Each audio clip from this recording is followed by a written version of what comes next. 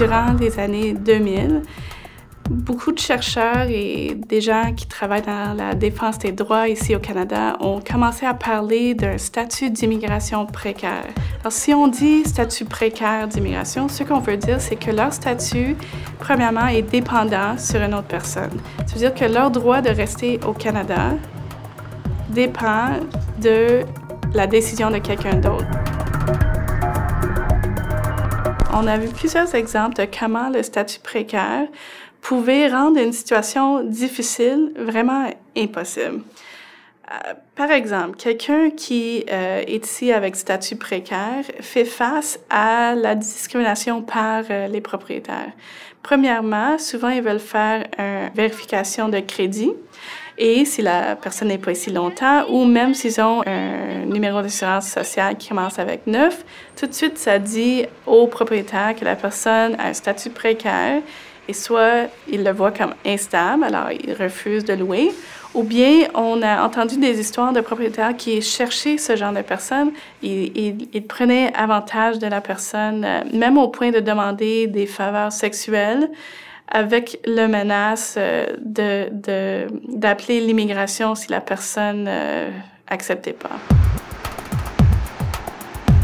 Quelqu'un comme Jill Henley, en travail social, a apporté toute une série de choses assez propres à la fois à son domaine de recherche et à son domaine de compétences.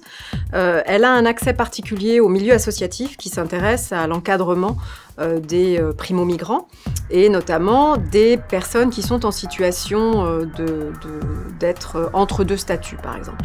Donc c'est quelqu'un qui a à la fois un accès au milieu communautaire, qui est très impliqué dans ce milieu associatif auprès des travailleurs et qui, par ailleurs, connaît très très bien les politiques migratoires. Donc par cette expérience-là, associative, et sa compétence en travail social, elle nous amenait à réfléchir sur le lien entre des grandes politiques désincarnées et des réalités concrètes dans lesquelles les travailleurs migrants se trouvent assez rapidement, pas par effet de comportements illégaux ou de comportements de clandestinité, mais par effet direct des politiques migratoires.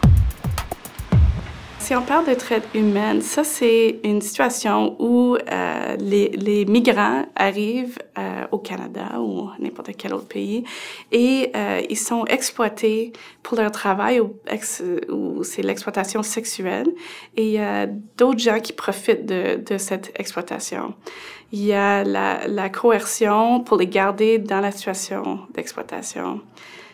Évidemment, c'est un phénomène très grave. Ça parle de violation des droits humains d'une façon vraiment très dure. Et je travaille sur une recherche qui essayait de voir comment les politiques canadiennes encadraient ce phénomène. Mais une chose qui est sortie durant cette recherche, c'était que c'était pas seulement que les gens rentraient au pays de façon illégale, cachée, mais aussi que les trafiqueurs utilisaient le programme des aides familiales résidentes pour le faire.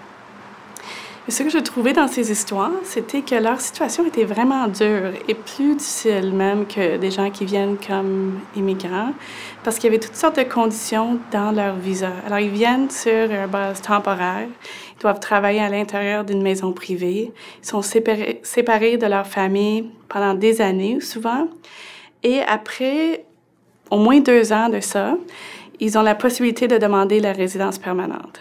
Même là, c'est pas garanti. Et quand ils demandent ça, ça va prendre facilement un autre an avant que leur famille puisse venir. Ça m'a vraiment frappé à ce moment-là que c'était un programme qui imposait des conditions sur des femmes puis leurs familles qui étaient très dures et je voyais pas comment c'était bon à long terme pour eux ni pour le Canada d'avoir des programmes difficiles comme ça. Le gouvernement fédéral a lancé le projet pilote des travailleurs étrangers temporaires pour les occupations qui considéraient peu qualifiées. Ça fait 10 ans que ce programme est en marche et il y a en masse de recherches aujourd'hui qui démontrent tous les problèmes de vulnérabilité et d'exploitation des gens qui sont sur le projet pilote. Le gouvernement connaissait très bien ces problèmes avec le PAFER, le programme des aides familiales, mais ils ont décidé de le recréer encore avec un nouveau projet. C'était très décevant pour les gens qui travaillaient dans le milieu de droit d'immigration et aussi pour les chercheurs qui ont essayé de montrer qu'il y avait des problèmes et déjà un besoin de changement avec le programme.